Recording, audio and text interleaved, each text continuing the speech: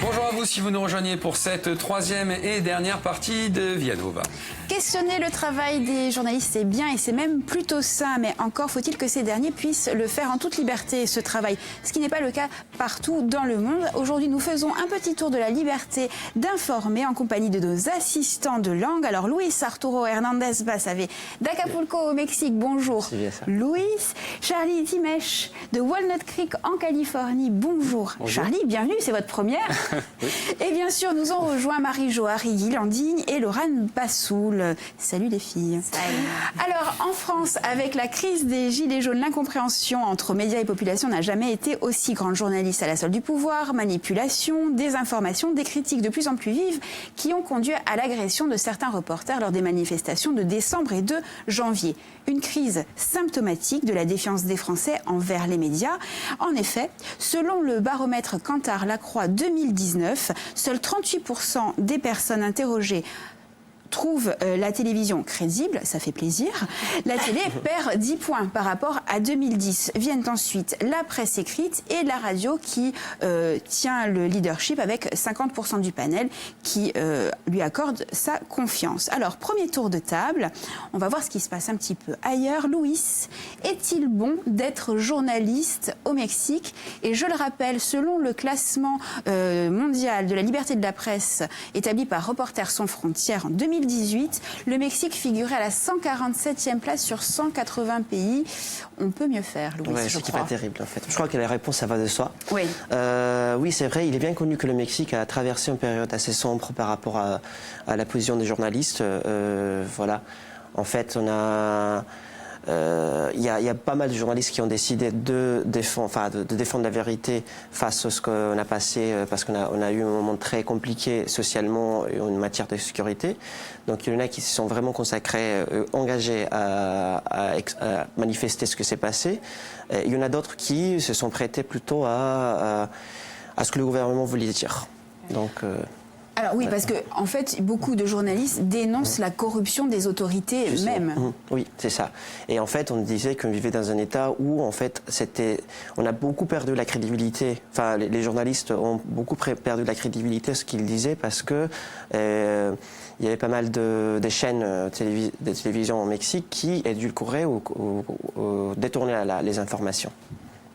Et alors, donc, ils se sont mobilisés, il y a eu des manifestations et ça va des arrestations au départ en exil jusqu'au meurtre, à l'assassinat. Justement, en fait, il y a les journalistes qui ont décidé de défendre la vérité, comme j'avais dit, d'écrire ce que s'est passé et en mettant en risque leur propre vie.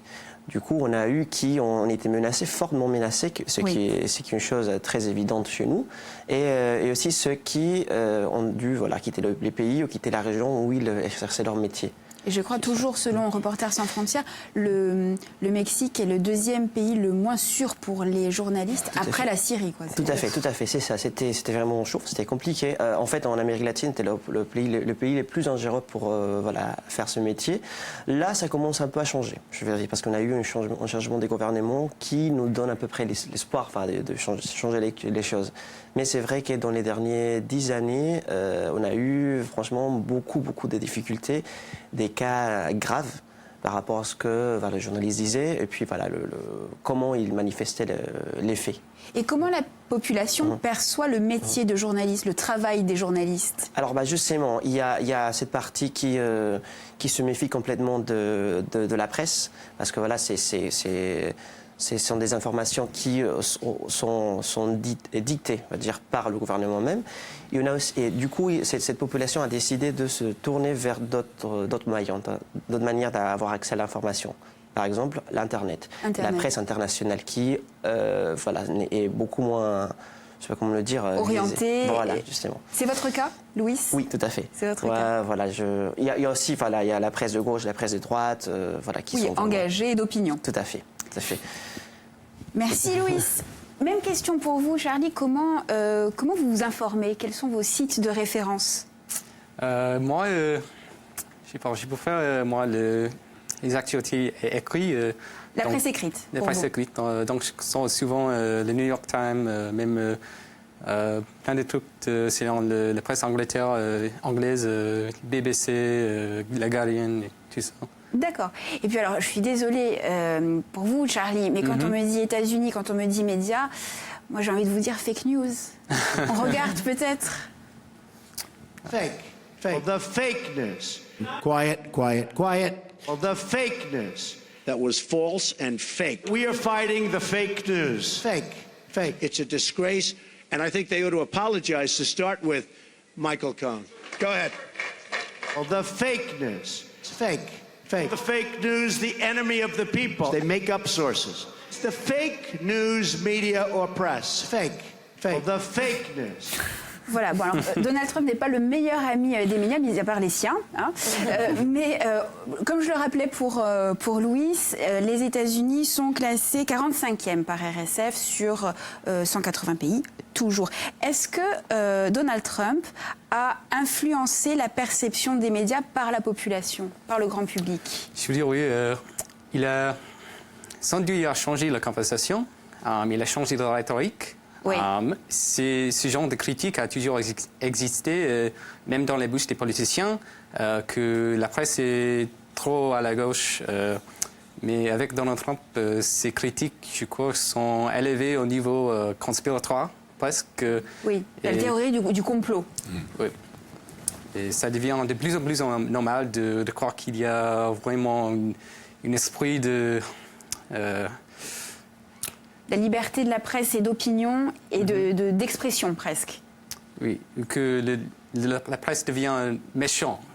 Certains croient qu'il y a vraiment une folie pour calomnier le président, qu'il veut à tout prix le fait... D'accord, donc c'est une sorte de paranoïa, c'est ça en ce moment ce qui se passe aux États-Unis. Et c'est pour ça d'ailleurs que le Washington Post a produit une publicité au moment du Super Bowl. C'est la grand-messe du football américain. C'était dans la nuit de dimanche à lundi. D'habitude, on vend des sodas et des chips. Là, ils ont mis en avant l'information. On regarde un court extrait. When we exercise our rights,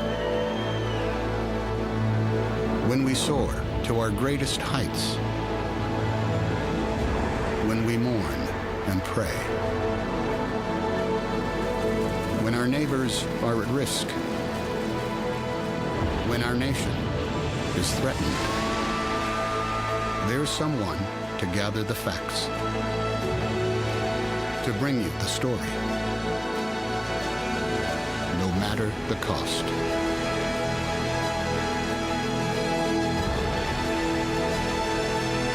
Because knowing empowers us. Knowing helps us decide. Knowing keeps us free. Voilà, le savoir nous donne la liberté, en fait, et nous donne le pouvoir et la connaissance. Vous lisez le Washington Post ? Oui, moi je le lis. Ça devient le site pour tout le monde. Le Washington Post, c'est... Le site de référence. Oui. Alors Marie-Jo, on a parlé des fake news avec Charlie, vous nous parlez de deepfake. De deepfake. Le niveau au-dessus. Oui, c'est le niveau au-dessus, c'est ça. Pour l'instant, on pensait qu'on pouvait effectivement apprendre à se méfier de ce qui était écrit et des photomontages. Ça, c'est vrai qu'on savait, mais on pensait que les vidéos, c'était quand même quelque chose sur lequel on pouvait auquel on pouvait encore se fier. Eh ben non, on savait quand même que le cinéma savait aussi faire du faux en post-production, avec par exemple des visages modifiés, comme c'est le cas dans Pirates des Caraïbes. On pouvait incruster aussi des acteurs sur un fond vert. Ils avaient joué une scène sur le fond vert et puis ensuite on les mettait au fin fond de la galaxie, dans la Rome antique ou en pleine explosion dans les Avengers. Ça on le savait, mais ça nécessitait des gros moyens. Mais on ne savait pas que très vite avec l'intelligence artificielle on pourrait presque faire ça à la maison. Et à l'heure actuelle, eh bien finalement le deepfake devient notre plus grand ennemi parce qu'on arrive à faire des choses extraordinaires et difficile à déceler. Alors, on connaît par exemple les extraordinaires imitations du président Trump par Alec Baldwin, qui passe régulièrement dans le Saturday Night Live.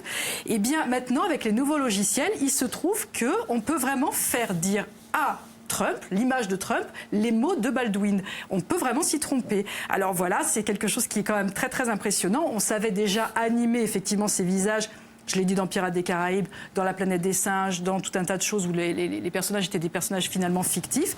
Mais à l'heure actuelle, on peut vraiment imposer nos mimiques et nos mouvements à n'importe qui. Il suffit qu'il y ait donc un acteur qui est la source, une image qui est la cible, et puis on peut le faire bouger, danser, on peut le faire parler avec vraiment des expressions, les sourcils, tout qui bouge. C'est un truc extraordinaire. On a eu cet exemple aussi du comédien Jordan Peele qui a fait cette fausse vidéo de Barack Obama où en fait tout le long Barack Obama, là on voit sa bouche justement en train de prononcer des mots qu'il n'a jamais prononcés, explique qu'il n'aurait jamais dit tout ça. Enfin, c'est une vidéo justement de dénonciation de ce genre de processus.